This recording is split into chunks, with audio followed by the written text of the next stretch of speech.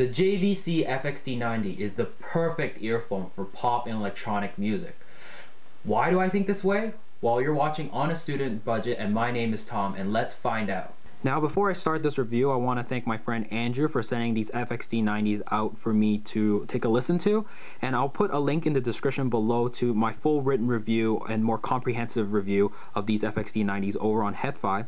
And you can click the annotation above this finger here for my part 1 comparison, where I compared the FXT90s along with a bunch of other earphones that have dual dynamic drivers as well, and part 2 here, which is mostly focusing on the sound. So hope you guys check those videos out. So what separates these FXT90s from the rest of the earphones on the market? Well, it's pretty obvious that JVC has done extensive research into the creation of these earphones, because these are dual dynamic driver earphones, and these are one of the smallest dual dynamic driver earphones out there.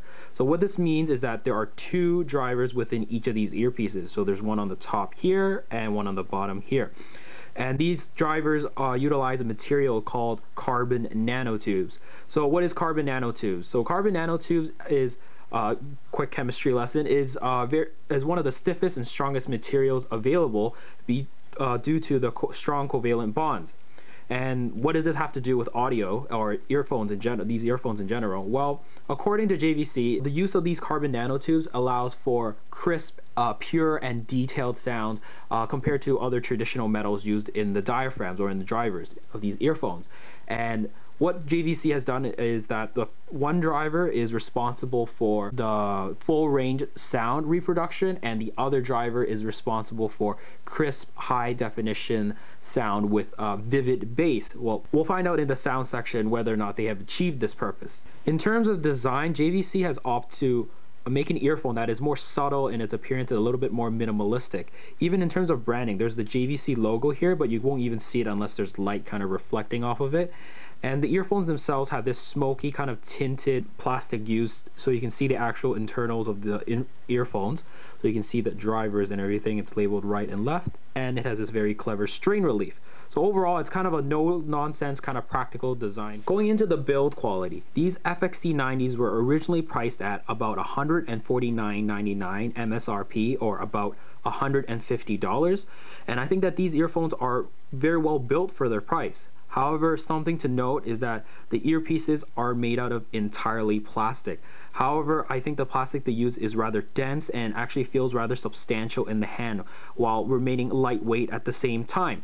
So I would have liked a little bit more metal in its construction, but I think in terms of plastic, this is really as good as you can get.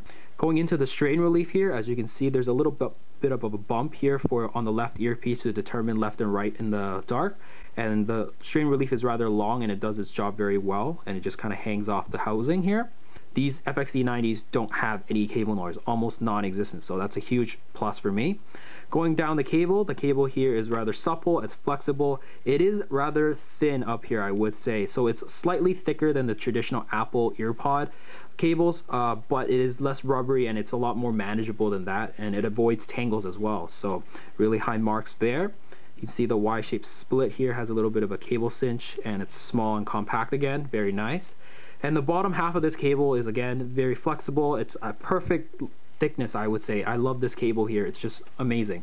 And again, like I said, it avoids tangles, and it terminates in an L shape or 90-degree angle plug, which is again very well relieved, and I think that it's narrow enough that it can get through thick smartphone cases as well. So overall, I think JVC has done a fantastic job with these FXT90s. In terms of comfort, the FXT90s are a very comfortable pair of earphones, period.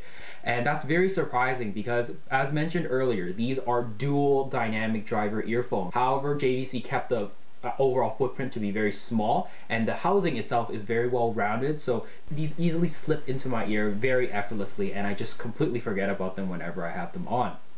In terms of isolation, I would say the FXT90s are just about average. They don't seal very deeply into your ear because they have a relatively shallow fit. So as a result, I think that these are good enough and passable for busing and subway use. In terms of sound, the FXT90s are a very fun, very vivacious, exciting, but very detailed sounding earphone. And I think it works in particularly very well with pop and electronic music. So this earphone, I think, is also a great all-arounder as well, because They have a really fun bass response, and they have a crisp treble, but they also have a good filled out mid-range as well. So let me get into more specifics on what I mean by that. Starting from the bass. The bass on the FXT90s are very punchy, it's dynamic. There is a little bit of a mid-bass hump, which makes everything very punchy, but at the same time it's not so bloated in the bass as well. And there's great extension in the bass. Bass is tight, it's layered, it's textured, and it's fast. And I think in comparison to my VSonic GR07 Bass Edition, I think that they're on a similar kind of level tier with these earphones, and these are a very wide favorite. Now going into the mid-range, the FXT90s have a very clear mid-range, but it's also forward as well to keep consistent with this overall very fun and engaging kind of sound signature. There's good note thickness as well, in the sense that vocalists don't sound thin or overly thick as well. I think in particularly they focus on female vocals more. They have a little bit of kind of a nasal tone to female vocals, which kind of makes them sound more emphasized. However, if you're someone that's a little strident, that is a little sensitive to those kind of notes, when female vocals can sound a little strident, these may not be the perfect earphones for you, and you might run into a little bit of trouble. However, if you like energy in your vocals, these are a great option.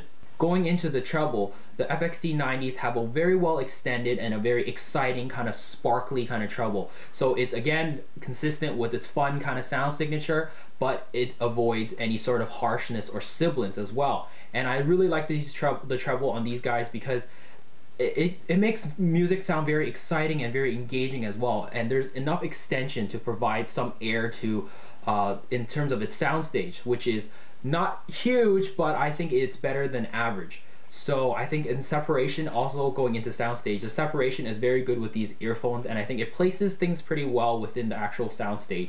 So overall, I think that these are a great sounding earphone. Comparing the JVC FXT90s with other earphones I own, like the VSonic GR07 Bass Edition, the FXT90s are punchier, it's more fun sounding overall. I think the bass is definitely much more engaging, and everything is just more lively overall. Whereas I think the GR07 is just more detailed, it's faster, it's more like refined overall as a whole. However, the FXT90s are not that far behind in this category. And now comparing the JVC FXT90s with my favorite bassy sounding or V-shaped sounding earphone, the Brainwaves S5.